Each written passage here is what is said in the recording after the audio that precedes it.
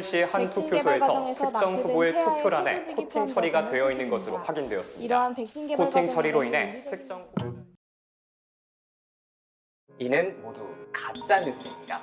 가짜 뉴스란 언론 보도의 형식을 띠며 마치 사실인 것처럼 유포되는 거짓 뉴스를 의미합니다. 많은 분들이 오보와 또 가짜 뉴스를 혼동하기도 하는데요. 독자들의 관심을 끌어 특정 세력이 이득을 얻게끔 하는 의도를 지닌다는 점에서 오보와는 분명히 구별되는 개념입니다. 최근 온라인상에서 발생하는 가짜 뉴스들의 확산은 사회적 문제로 대두되고 있습니다. 우리는 2019년부터 시작된 코로나 팬데믹을 겪으며 바이러스, 백신, 또 정부의 지침과 관련된 수많은 가짜 뉴스가 얼마나 많은 혼동을 가져오는지 직접 목격했습니다. 이처럼 수많은 미디어 그리고 정보의 홍수 속에서 헤엄치며 살아가는 우리는 가짜 뉴스에 대해 어떻게 대응해야 할까요? 바로 팩트 체크를 하는 것입니다. 우리가 팩트 체크에 주목해야 하는 이유는 바로 미디어 환경에 있습니다. 알고리즘에 대해서 들어본 적이 있으신가요? 아마 유튜브나 OTT 서비스에서 경험하신 적이 있을 텐데요. 알고리즘은 AI가 이용자의 성향, 검색 기록 등을 활용하여 맞춤형 콘텐츠를 제공하는 것입니다. 굉장히 편리할 것만 같은 이 알고리즘으로 인해 사람들은 확증 편향에 쉽게 빠지기도 합니다. 이용자 본인이 선호하는 뉴스를 중심적으로 소비하게 되면서 자신의 의견과 반대되는 정보는 무시하게 되는데요.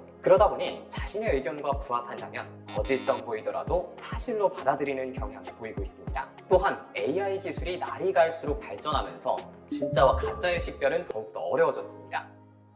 네, 우리에게 너무나도 익숙한 분이죠. 아마 블랙핑크의 제니 씨를 떠올리셨을 텐데요. 하지만 영상 속 인물은 실제 제니 씨가 아닙니다. 다른 사람의 얼굴에 제니 씨의 얼굴을 합성하여 만든 딥페이크 영상입니다. 딥페이크 해시태그가 없었다면 실제 제니 씨라고 믿을 만큼 사실과 가깝습니다. 딥페이크로 인해 영상 조작이 가능해지면서 영상은 더 이상 무조건적으로 신뢰할 만한 근거가 되어주지 못합니다. 이처럼 현대의 미디어 환경은 가짜뉴스가 생산되기 쉬운 구조를 지니고 있습니다. 이런 환경 속에서 우리는 어떻게 팩트체크를 실천할 수 있을까요? 많은 단체와 언론사들이 팩트체크를 위한 가이드라인을 제시하고 있습니다. 그러다 보니 어느 언론사의 가이드라인을 적용해야 할지 고민이시거나 실생활에서 적용하기 어렵다고 생각하시는 분들을 위해 저희 임팩트팀이 조금 더 실용성 있는 가이드라인을 제작해봤습니다. 전체를 읽어보기, 자극적인 헤드라인 위주가 아닌 기사의 전문을 읽는 태도부터가 팩트체크의 시작이라고 할 수 있습니다. 팩트체크가 이전부터 활성화되면서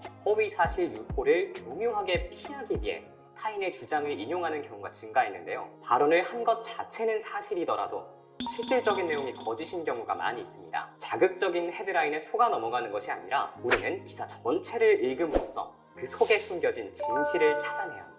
관련 자료 검토하기, 내용과 관련된 학술 자료 등을 조사하거나 보도 자료에 언급된 자료의 원문을 찾아보면서 팩트 체킹을 하고자 하는 대상에 대한 심층적인 분석을 해보는 것입니다. 그 과정에서 보도 자료에 생략되어 있는 중요한 내용을 발견하거나 잘못 제시된 수치 등을 확인할 수 있기 때문에 관련 자료 검토는 매우 중요합니다. 교차 검증 시도하기. 언론사별로 정파성이 다르고 사건을 이해하는 관점이 다를 수도 있어서 같은 사안이더라도 다양한 의견이 존재할 수 있습니다. 그렇기 때문에 한 언론의 보도 자료만으로 현안을 이해하지 말고 다양한 언론사의 보도 자료를 비교 분석하는 것이 필요합니다. 비교의 과정 속에서 현안에 대한 다양한 관점을 경험함으로써 보도의 내용을 종합하여 더욱 합리적인 판단이 가능하기 때문입니다. 팩트체킹 사이트를 활용하기.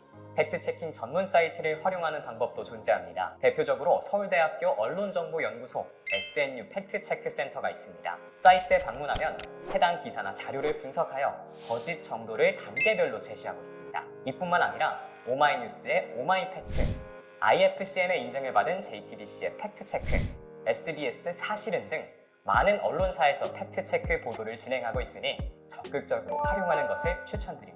미디어 리터러시 향상시키기. 가짜뉴스에 대응하기 위해 가장 중요한 것은 미디어 리터러시 능력을 기르는 것입니다. 미디어 리터러시는 미디어를 통해 정보를 습득하고 활용하는 능력을 의미하는데요. 다양한 뉴스와 칼럼을 읽는 등 사실과 의견을 구분하는 연습을 통해 비판적인 정보 수용과 선별을 해낸다면 기하급수적으로 증가하는 가짜뉴스에 효과적으로 대응할 수 있습니다. 미디어 리터러시를 기르는 것이 가짜뉴스를 판별할 수 있는 가장 현실적인 방법입니다. 이 영상을 통해 정보의 홍수 속에서 중심을 잃지 않고 진실을 찾아 나서는 팩트체커가 되시기를 바랍니다.